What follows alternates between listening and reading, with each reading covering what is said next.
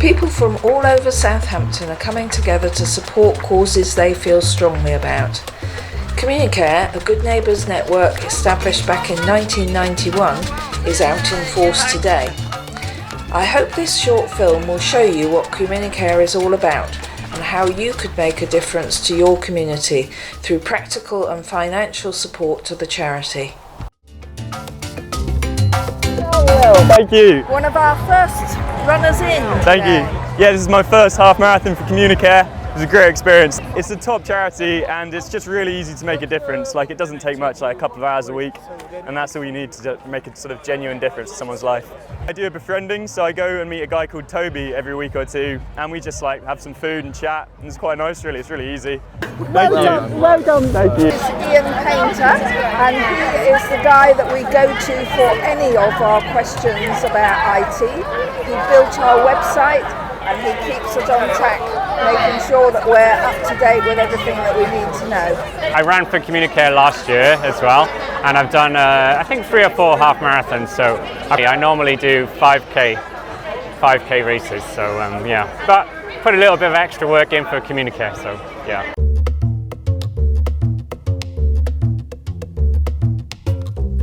Go over to our offices and Mary, one of the communiteers, arrives for a visit. Oh, hello Mary. Hello, how are you? Fine, thank you. How are you? I'm fine, thanks. You've come in with your expenses? Well, got a little donation there from Esther. Oh, excellent. Another one. That's Yeah, lovely. yeah. Have a seat. It's very kind of Esther to give another donation. I think this is the 5th or 6th she's given us. Well, I do sort of point out to her that she doesn't have to, but she's really keen to continue to do it. And so she's very appreciative of Communicare in general, and also speaks highly of the staff whenever she's had the opportunity to speak to you. Well, that's very kind of her. I'd been at a meeting and the manager for Communicare was there. Well, the actual meeting I was at did involve communities, but I didn't see how I could fit in. And then when Annie started speaking about Communicare, I thought, well, this is something that does appeal to me. It's this community and I live in this community. So consequently, I became involved with Communicare. It's lived up to my expectations. I help out at events when I can. I visit one lady on a fairly regular basis, and I have helped with a homecoming patient from hospital. And it's not all that time consuming, and one can dip in and dip out. Adrian, Senior Commissioner who funded the Hospital Homecoming project for 2 years, starting in March 2018, is visiting to discuss progress.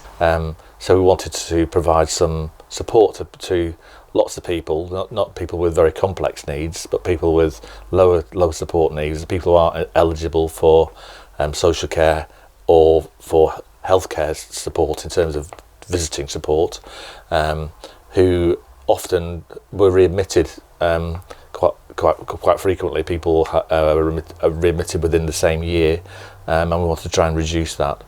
What I'm really pleased about is that everybody who has actually wanted and needed our help so far, we've been able to provide that. Right. And we've been able to actually do sometimes things that we hadn't expected for them.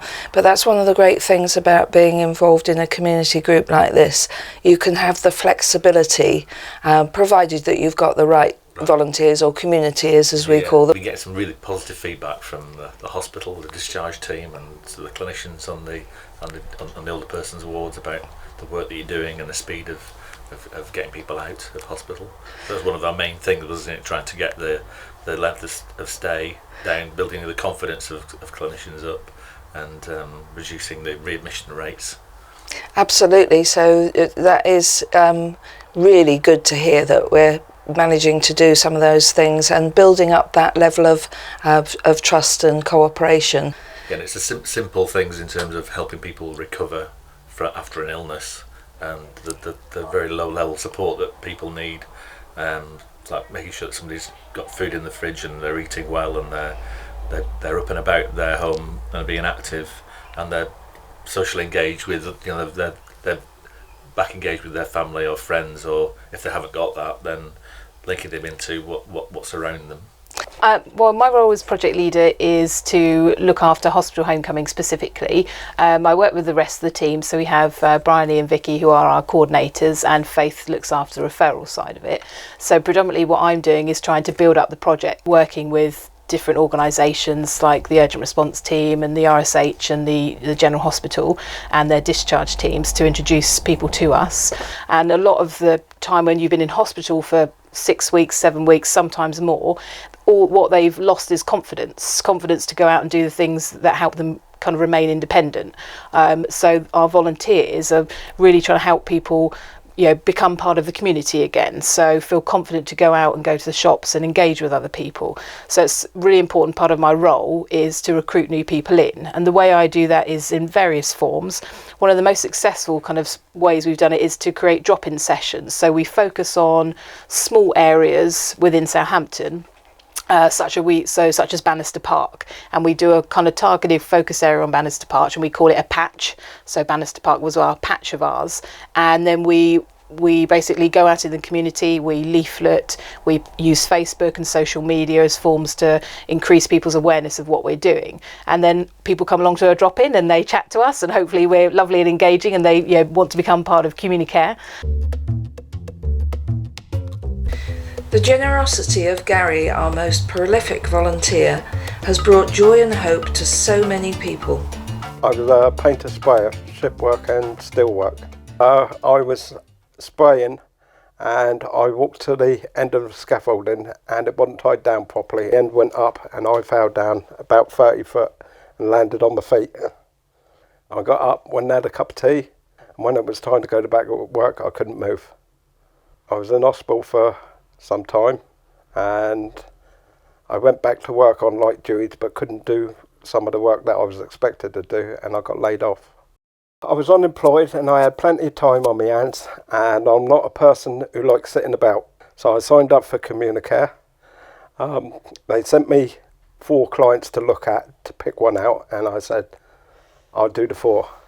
After a few weeks I said, can you send me some more clients? They sent me another 4. Yeah, I'll do that. And that's how it's gone.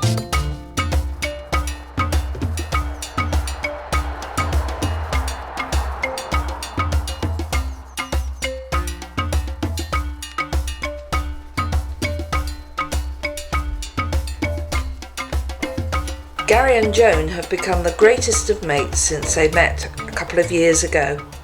Would you like a cup of tea, Joan? Yes, please, my darling. Oh, thank you, Gary. He always makes a lovely cup of tea. He was a marvel when I went into hospital.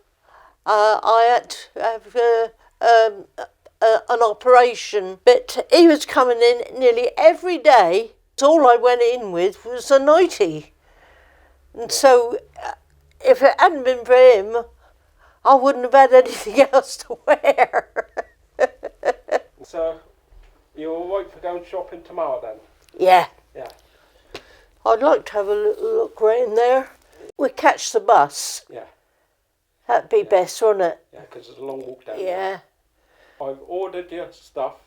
Oh, have you? Hopefully they should be both here by the end of the week. Oh, lovely. And Yeah. you're going to be surprised. How do you get it from the internet? Did they send it by post? Yeah. Oh, that's how you... Because I know nothing about internet. I was a biker, and so was hubby a biker, and mine was a Yamaha. And I used to go to work. I ran a shop, a gentleman's shop, clothing. I used to have to measure them up for suits. Anyway, it's 50 miles a day to Waterlooville. I loved my motorbike.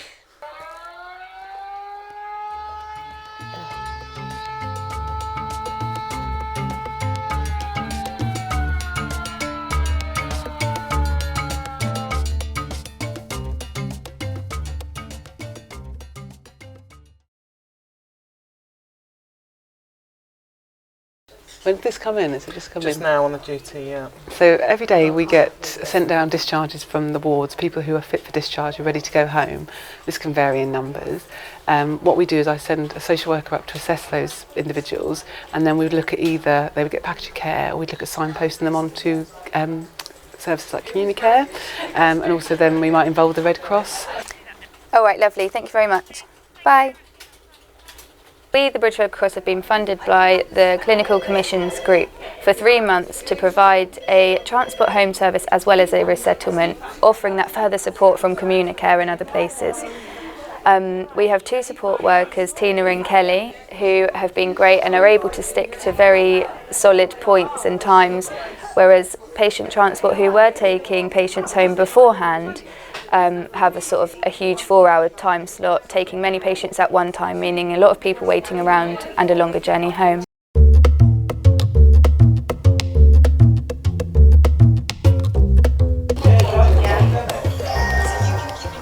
Good morning, Peter. Good morning. How are you? I'm feeling a lot better today. I'm Zoe from the Red Cross. Hi, It's Zoe. lovely to meet you. Lovely to meet you. We're going to be taking you home today. Great. I hear you're looking forward to getting home. 5 weeks is long enough. It's a very long time. Got a few questions to ask and a signature from you. Morning, Kelly. You okay? Yes. So I've just been to see this patient. As I spoke to him about Communicare, and he was interested in someone coming round and having a cup of tea and a chat, and the more of the social side. He can get out and out of his property and he goes shopping by himself, but it was just more of the social side he was interested in. So before the homecoming project, we were very much reliant on the wards to give us information about when someone's fit for discharge. We would organise for their medications to be ready, for transport to be arranged, and then packages of care to be available, or the family to be available, depending what was going to happen to that person, or if they were returning to a nursing home. You would often get held up by the ward maybe saying, I'm not sure we can send this person home. We haven't seen the home, we don't know if they're going to be safe. So that would then delay the person going home. On occasions we would try and get out to see them, but being such a busy team, it isn't always easy to get to an individual's house. Since the homecoming and the Red Cross being involved, they have been able to fulfil that role by taking a person home, checking on the home environment, maybe doing shopping for that individual. And what was also really good quality, they would go back the next day. So I think they offered those reassurances to the ward staff that actually we'll do that bit, send them home, we can offer that service. So I think it alleviated a lot of the anxieties that I think the health staff had, and I think also my social care staff had, about sending people home. It is, someone's been in hospital, they've had 24-hour care, they could be a little bit unsteady on their feet, but they're fit and well. It is a big risk sending someone home, but it really helped having that input from the Red Cross.